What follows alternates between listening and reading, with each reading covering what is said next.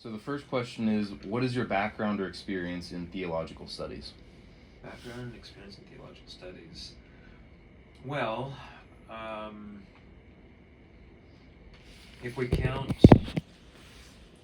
if we start like professionally, I went to seminary. So when I was an undergraduate at Kansas State University, I started to get interested in theology, philosophy, religious studies, apologetics, which is the defense of the faith, defense of the Christian faith, when I was a junior in college. So that's when I got interested in it. It kind of was birthed out of my own, I guess, experiences of wanting to learn more about my faith, birthed out of experiences of doubt, starting to doubt whether what I believed about religious matters, divine matters, was true or not. So some of that traced back to my childhood. I wrestled with that for a long time. But as far as like the formal education aspect, that happened after I graduated from Kansas State. At Kansas State University, I went to seminary then for 4 years. So, yeah, it was a 4-year seminary degree. And even though I'm a philosopher by trade right now, I still consider myself a very theologically minded philosopher. But that's my formal training. It was a 4-year seminary education. And then as a philosophy professor now, how often do you find yourself relating philosophy to theology in the classroom?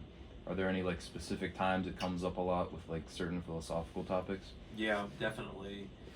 So I do in my university seminar in philosophy for first year students, the faith and reason section, the faith and reason unit, directly ties into theology. What is faith? What is knowledge? What is reason? Is faith the kind of thing that can be reasonable, or is it unreasonable? If it can be reasonable, how does that look? How do the two relate to each other? So the faith and reason unit brings in theology. Any unit that has to do with how we know what we know about the world could bring in theology, right? Especially when it comes to God. Can we know everything about the world via unaided human reason?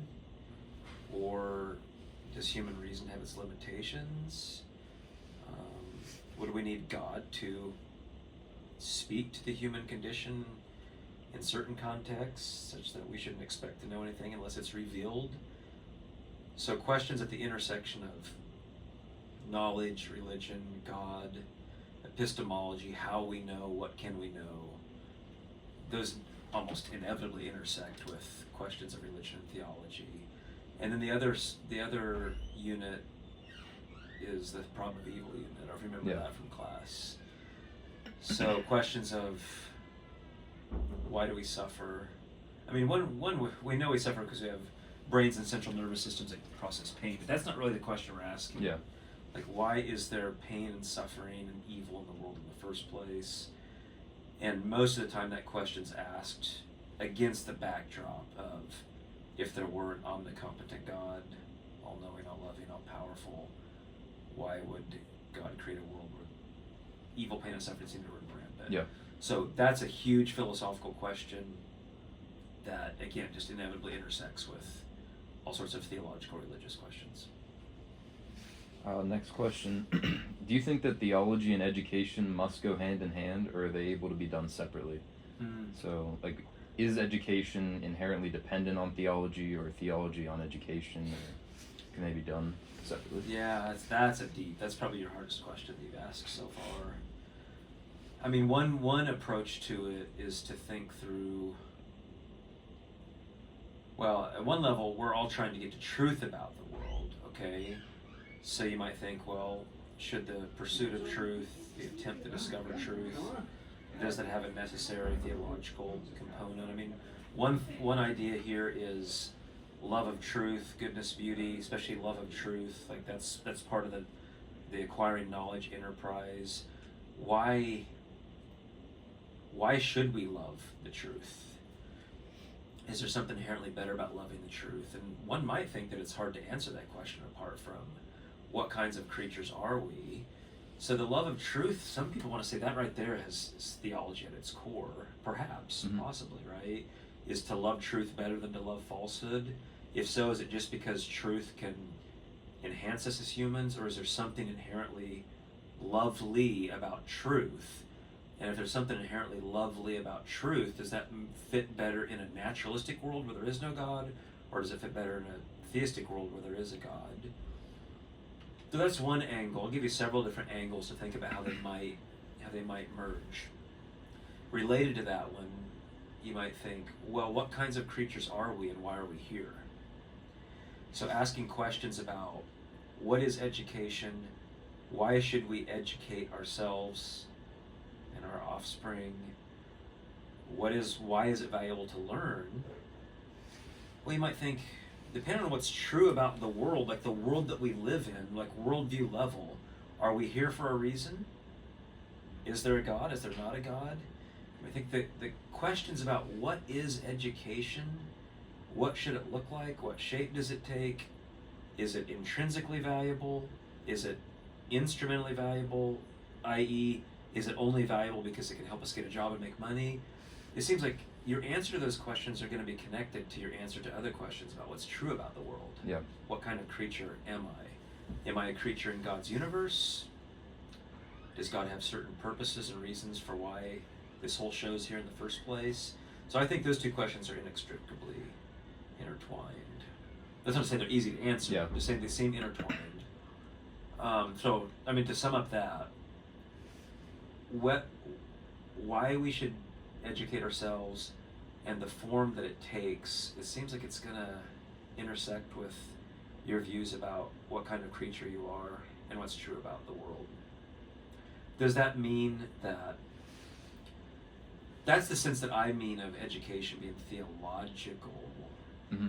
There's also, do you want a theological education, i.e., do you want to learn about scripture, tradition, the divine? I don't think that all education has to be that. Yeah.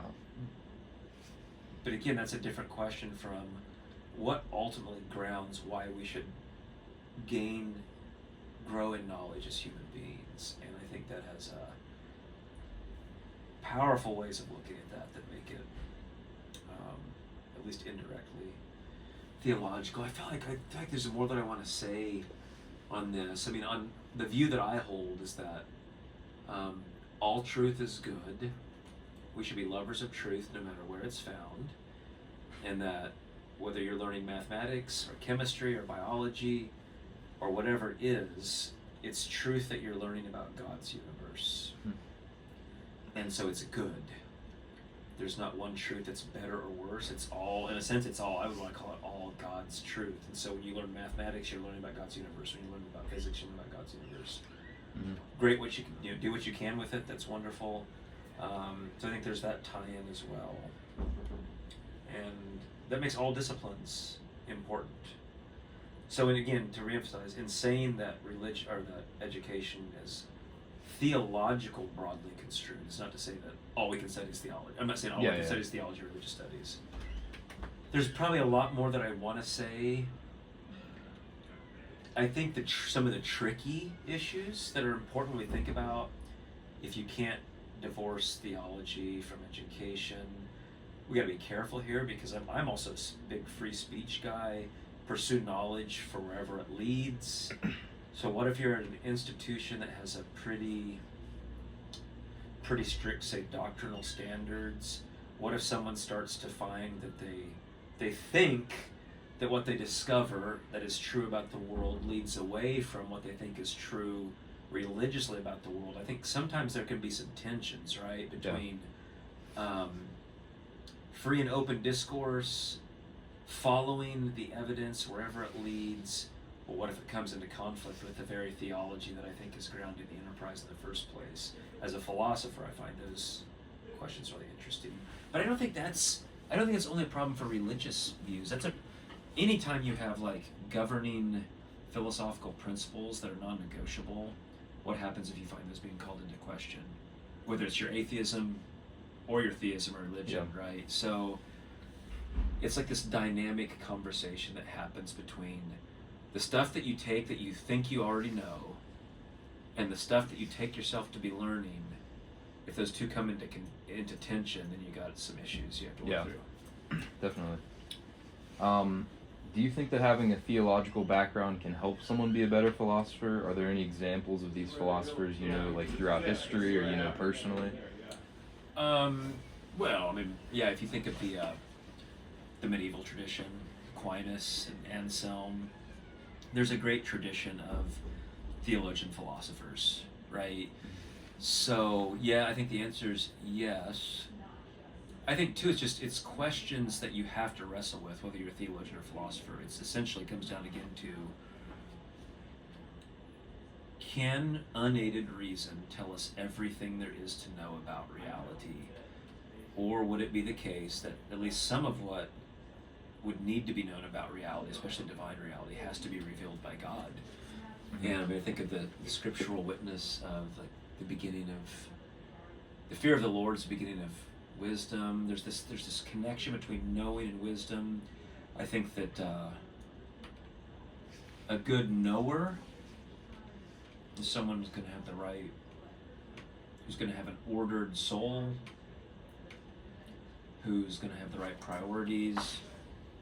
I think to love the truth is a character. It's a character trait. And so it seems to me that when we think about education and knowledge, that there's so much more than just acquiring little tidbits, little pieces of data and information about the world. When I think about theology, it's more of a way of kind of integrating. Again, what kind of creature am I? Whose universe do I live in? Why is it valuable to know? Like, all that gets integrated, and I think having a theological vision gives everything its proper place in the whole. But again, there can be some tensions between the philosopher who says, I'm going to follow reason wherever it leads. I'm going to subject the claims of religion itself to the scrutinization of reason. There's some interesting conundrums there. Can you remind me of the original question again? I want to see if I missed anything. Yeah, do you think that having a theological background can help someone to be a better philosopher? Are there any examples in history or that you know personally? Yeah, I think I've pretty much answered it. And I will say, so in the medieval era, there was this saying that my theologian friends would remind me of, that theology is the handmaiden of the science, theology is the queen of the sciences. Because that's where university was originally centered around theology. That's right. Yeah. Yeah. The queen of the sciences, and philosophy is her handmaiden. And the thought there, I think, is that philosophy serves a kind of necessary but subservient role to theology. Interpreted in most ways, I agree with that in a sense. I think that there are some things that are true about the world that God reveals to us, and I need to bow the knee and accept those. That said, there's this philosophical spirit of calling things into question, not taking things for granted, and I think that there's a kind of healthy skepticism there that I wouldn't want to lose. And even if you look at theology, if I know you were in my USIM class, I sometimes like to think of philosophy as a way of thinking, right? The 6 C's, carefulness, clarity, being very precise with concepts and so forth. If you look at, to answer your question too, if you look at people like Aquinas and the medievals and scholasticism, they're thinking in that philosophical mode, very rigorous, precise, analytic. And so again, I think probably of any two disciplines, philosophy and theology seem to go together really well. Yeah, thanks. And they both need each other, I think. Mm-hmm. And then final question, this is kind of just like an opinion question. Do you think... were too. Sorry, I take my philosophy. It's all good. Off, yeah. Do you think that it would be best if our society had more philosophical knowledge, theological knowledge, or a mix of both if they aim to fix modern problems? For example, like mental health, homelessness, healthcare. I have to say both, right? And I guess I would clarify this by saying, even as a philosopher, I'm not sure, does philosophy give us a body of knowledge? Or rather, does philosophy, it may or may not, or does philosophy give us a way of thinking? If philosophy gives us a way of thinking, then to answer your question, I would say we need both. We need the revealed truths that God's given us. He hasn't given us everything. He's given us revealed truths about what he decided to give us related to faith, life, and salvation. So I would say that would be an important part of it. The philosophical part of it would be, in order to solve a problem like poverty, homelessness, whatever, you just take your problem, right? It seems like sloppy thinking is not going to be good.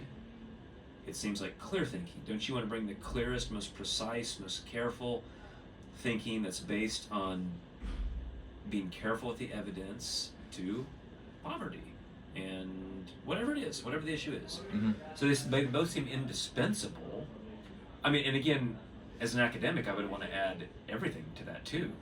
Any kind of discipline of inquiry that is relevant for solving any particular issue needs to be brought to bear.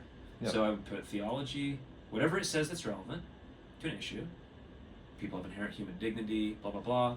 Philosophy, being careful thinking, psychology, sociology, whatever discipline is relevant needs to be brought to bear. Yeah. And why?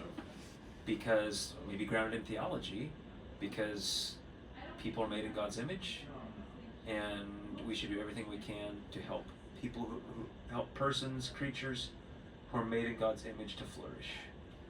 So it gets its, like the ultimate motivation comes from, again, what kinds of creatures are we?